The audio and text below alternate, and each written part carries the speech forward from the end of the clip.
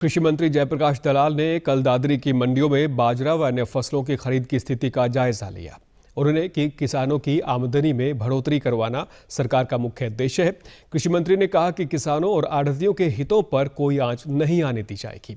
उन्होंने अधिकारियों से ये भी सुनिश्चित करने के निर्देश दिए कि फसल खरीद के दौरान किसानों को किसी प्रकार की परेशानी का सामना न करना पड़े। उन्होंने कहा कि प्रदेश के किसानों की फसल का एक एक दाना खरीदा जाएगा और बाहर से आने वाले बाजरे की खरीद नहीं की जाएगी।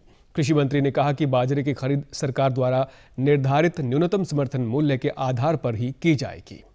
तो लक्ष्य है किसान की सारी फसल खरीदना, उसमें हम सफल होंगे। यहाँ की बाजरा की परचेज, मूंग की परचेज, कपास की परचेज अच्छी चलेगी और मंडियों को हम कमज़ोर नहीं होने देंगे। मंडियों को सुदृढ़ करेंगे। मंडियों में एमएसपी पे परचेज पहले से ज़्यादा चलेगी और किसी भी तरह का हमें सहयोग करना आ जाए, मंडियों के आढ़तियों की कमाई को भी हम विशेष ध्यान रखेंगे कि जो पहले से बढ़े, पहले से कम ना हो।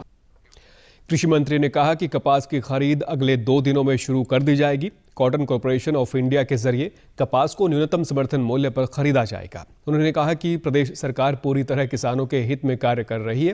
कृषि मंत्री ने किसानों से नए कृषि कानूनों को लेकर किसी के बहकावे में न आने की अपील की। किसान भाइयों से मेरी प्रार्थना है, कम रेट में ना बेचें। कपास की पूरी हरियाणा की इस बार व्यवस्था की जा रही है। इससे पहले 20-25% की कपास खरीदती थी सीसीआई। इस बार सीसीआई से हमारी बात हो गई है। 100% कपास हरियाणा की जो है वो हम खरीदवाएंगे, पूरे रेट पर खरीदवाएंगे। डेस्परेट सेल ना करें, पूरे भाव पे बेचें।